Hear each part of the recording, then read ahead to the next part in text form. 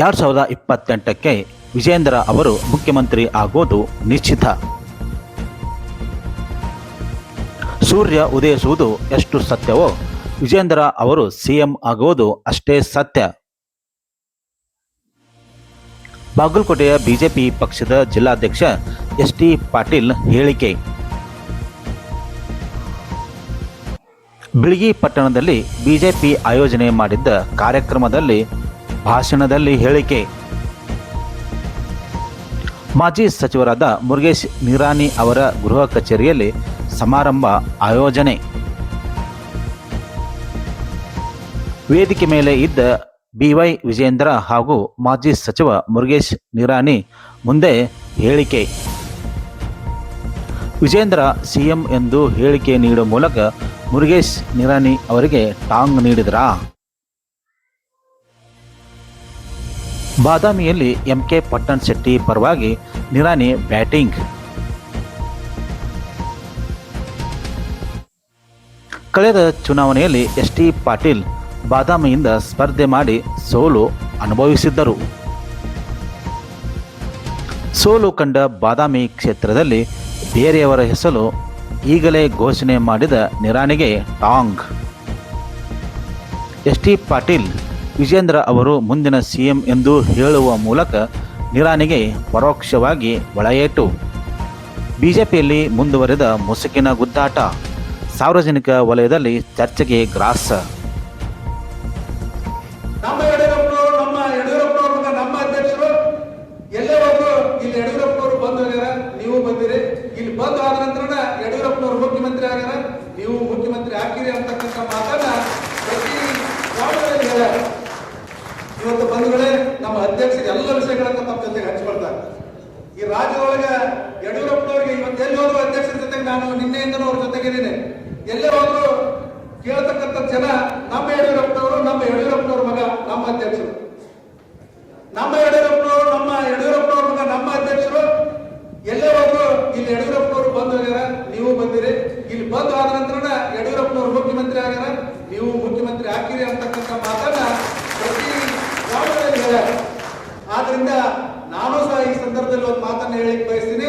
ತಾವೆಲ್ಲ ತೋರಿಸ್ತಾ ಇರ್ತಕ್ಕಂಥ ಪ್ರೀತಿಯನ್ನು ನೋಡಿದ್ರೆ 2028ಕ್ಕೆ ಸೂರ್ಯ ಹುಟ್ಟುವುದು, ಸೂರ್ಯ ಉದಯ ಆಗುವುದು ಎಷ್ಟು ಸತ್ಯವೋ ಸನ್ಮಾನ್ಯ ವಿಜೇಂದ್ರ ಅವರು ಮುಖ್ಯಮಂತ್ರಿ ಆಗುವುದು ಸಹಿತ ಅಷ್ಟೇ ಸತ್ಯ ಅಂತಕ್ಕಂಥ ಮಾತನ್ನು.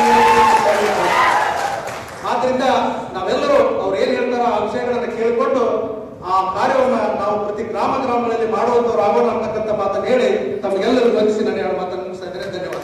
ಎಲ್ಲರ ಪ್ರೀತಿಯ ಚಪ್ಪಾಳೆಯನ್ನು ಸಂಸ್ಥೆಗಳ ಮೂಲಕವಾಗಿ ಅಭಿನಂದಿಸಬೇಕು ಅಂತ ತಮ್ಮಲ್ಲಿ ಕೇಳ್ಕೊಳ್ತಾ ಇದ್ದೀನಿ.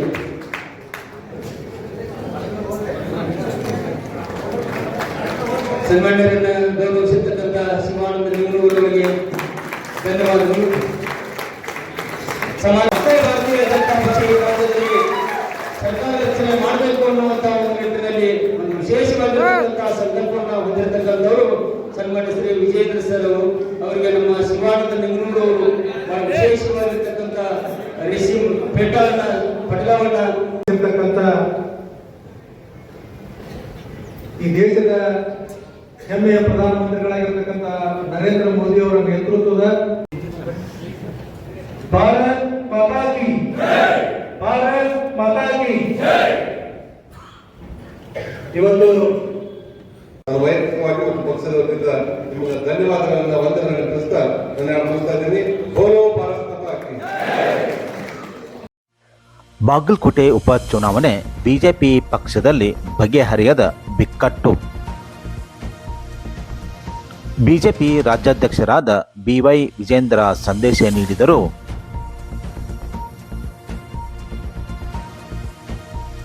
ಶಮನವಾಗದ ಬಿಕ್ಕಟ್ಟು ಬಾಗಲಕೋಟೆ ಉಪಚುನಾವಣೆಯ ಕಗ್ಗಂಟು.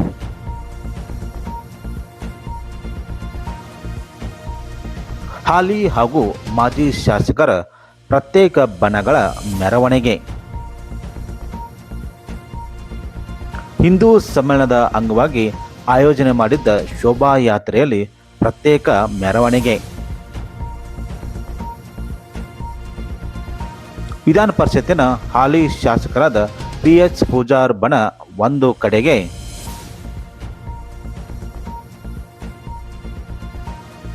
ಮಾಜಿ ಶಾಸಕರಾದ ವೀರಣ್ಣ ಚರಂತಿಮಠ ಬಣ ಇನ್ನೊಂದೆಡೆ ಮೆರವಣಿಗೆಯಲ್ಲಿ ಭಾಗಿ.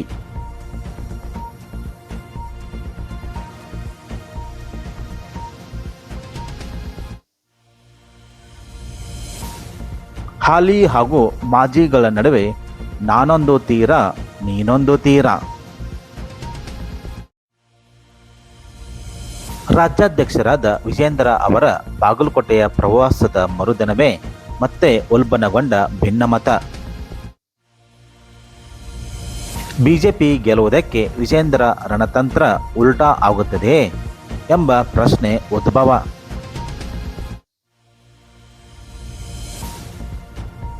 ಒಗ್ಗಟ್ಟಿನ ಸಂದೇಶ ನೀಡಿದರೂ ಮುಖಂಡರಲ್ಲಿ ಬಗೆಹರಿಯದ ಬಿಕ್ಕಟ್ಟು. ಬಿಜೆಪಿ ನಿಷ್ಠಾವಂತ ಕಾರ್ಯಕರ್ತರಿಗೆ ಅಸಮಾಧಾನ.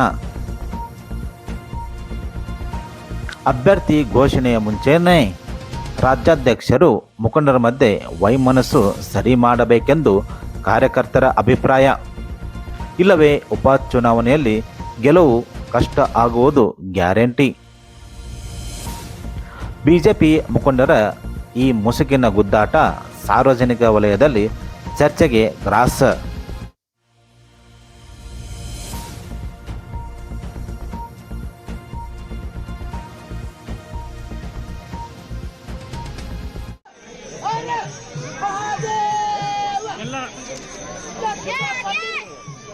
ಮಾಡ್ರಿ, ಉಳಿದವರೆಲ್ಲರೂ ಧ್ವಜವನ್ನು ತಗೊಂಡು ಲೈನ್ ಮಾಡ್ಕೊಡ್ರಿ.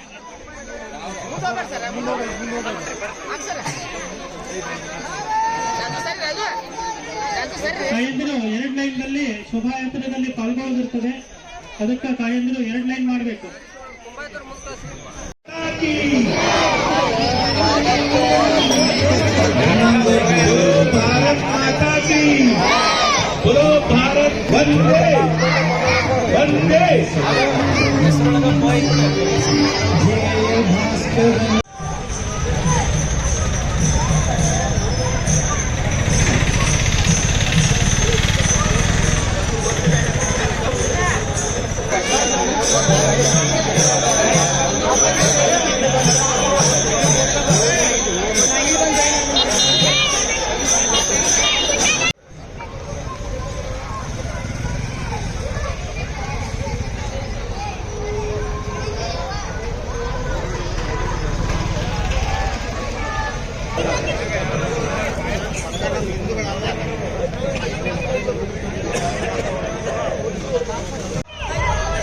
ವೀರ ಶಿವಾಜಿ ಹಿಂದೂ ಸಮಾಜೋತ್ಸವಕ್ಕೆ